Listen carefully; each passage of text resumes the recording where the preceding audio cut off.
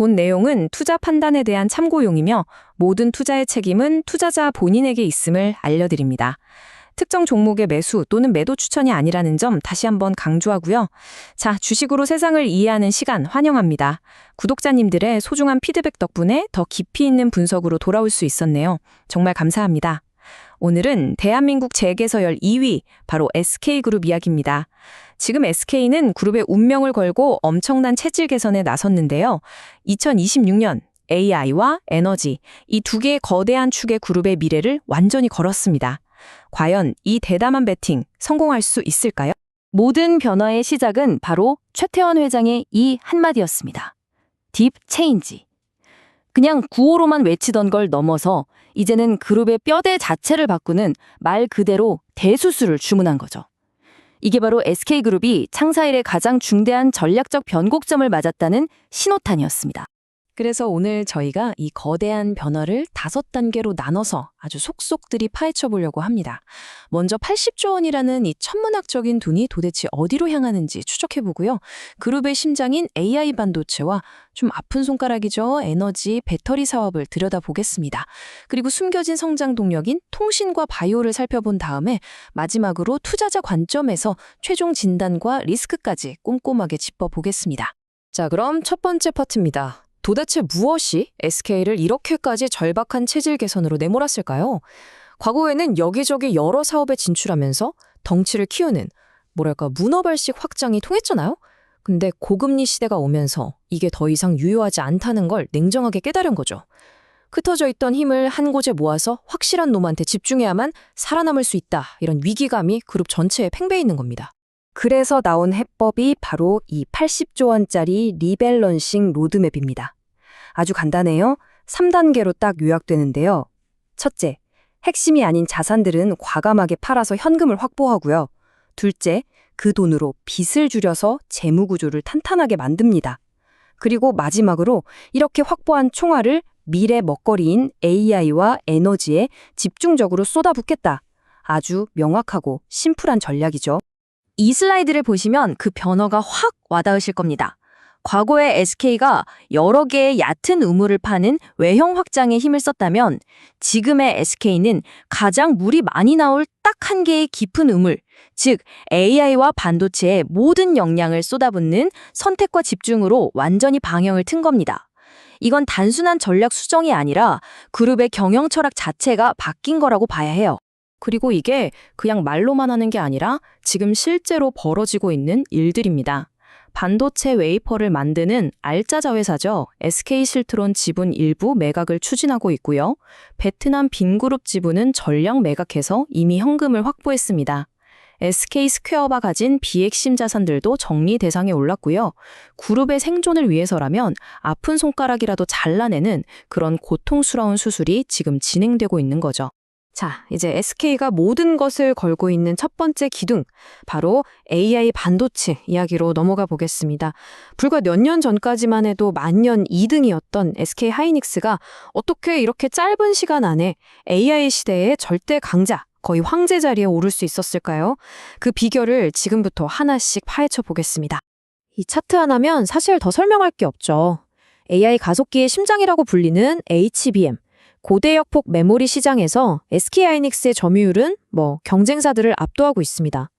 특히 AI 칩의 황제인 엔비디아의 HBM을 거의 독점 공급하면서 AI 메모리는 곧 SK하이닉스다. 이런 공식을 아예 만들어버렸죠. 이게 바로 SK그룹 전체의 현금을 책임지는 핵심 엔진인 겁니다. 그럼 미래는 어떨까요?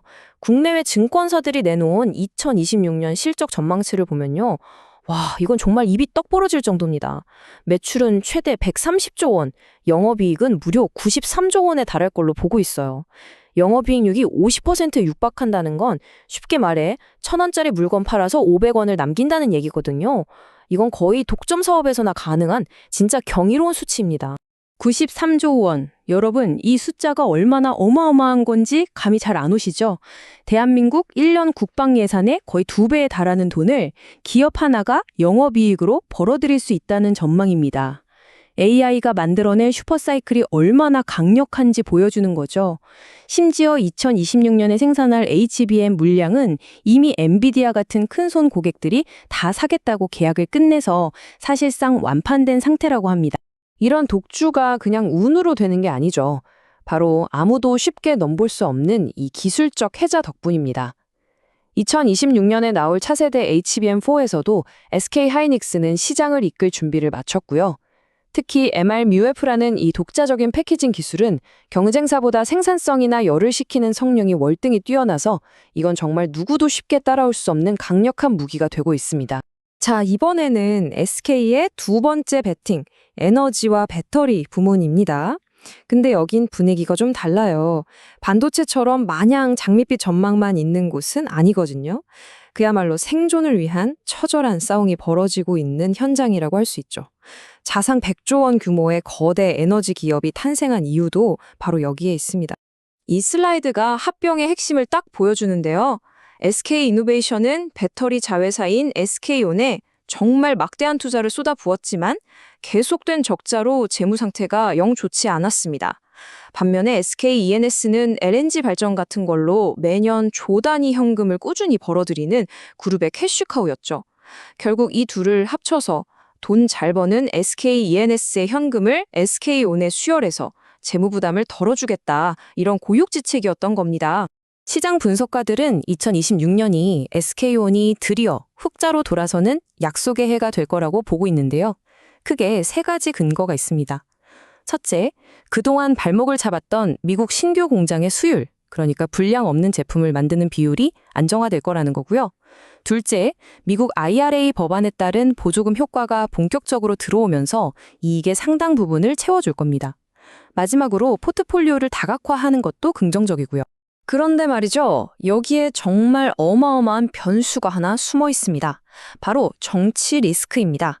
올해 말에 있을 미국 대선 결과에 따라서 이 IRA 정책이 확 축소되거나 심지어 폐지될 수도 있거든요. 만약 그렇게 되면 보조금에 크게 의존하는 SK온의 흑자 전환 시나리오는 완전히 틀어질 수 있습니다. 2026년 흑자 전환이냐 아니면 더 늦어지느냐는 이 정치적 변수에 달려 있다고 해도 과언이 아니에요.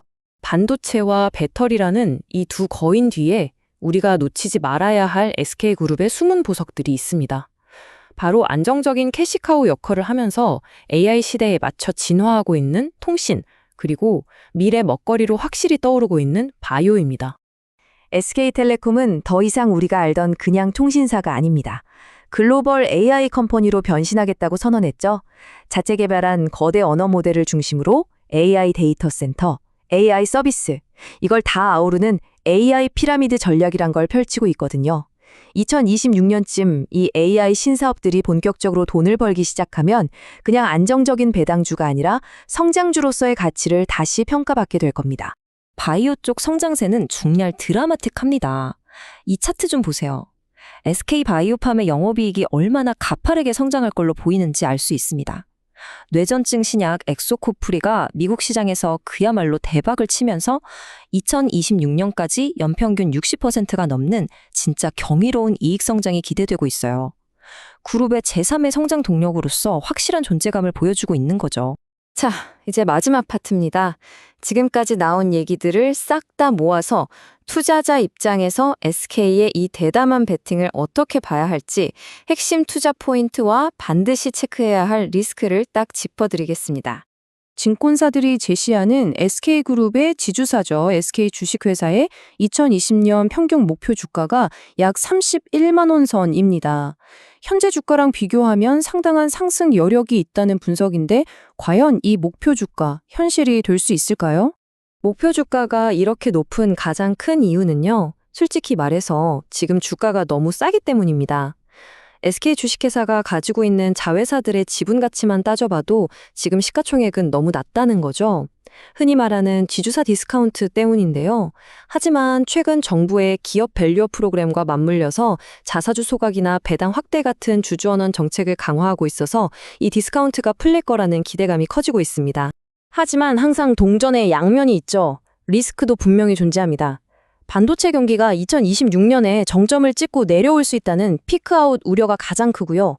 반도체 주식이라는 롤러코스터에 타려면 이런 변동성은 어느 정도 각오해야 합니다. 또 앞에서 말씀드린 SK연의 흑자 전환이 만약 늦어지면 그룹 전체의 재무 부담이 커질 수 있고요. 글로벌 경기 침체나 미중 갈등 같은 큰 변수들도 항상 염두에 둬야 합니다. 2026년 SK그룹은 AI 인프라와 그린 에너지의 글로벌 공급자라는 새로운 정체성을 갖게 될 겁니다. 80조 원이라는 그야말로 운명을 건 베팅은 현재까지는 순항 중인 것처럼 보입니다. SK하이닉스의 기술력은 여전히 견고하고 SK온의 턴어라운드 신호도 조금씩 감지되고 있으니까요. 이 거대한 변화의 흐름에 여러분은 동참하시겠습니까? 오늘 분석을 딱 요약하자면 SK그룹은 성장성 높은 반도체, 배터리, 바이오에다가 안정적인 통신, 에너지를 모두 갖춘 꽤 매력적인 포트폴리오를 만들고 있습니다. 다만 그 가치를 제대로 평가받으려면 AI 사업의 수익화 속도와 배터리 사업의 흑자 전환, 이 두 가지 숙제를 반드시 풀어야 하죠. 장기적인 관점은 긍정적이지만 단기 변동성에 대비한 리스크 관리가 꼭 필요한 시청입니다. 오늘 내용이 유익하셨다면 구독과 좋아요 부탁드리고요. 이상 주식으로 세상 이해하기였습니다.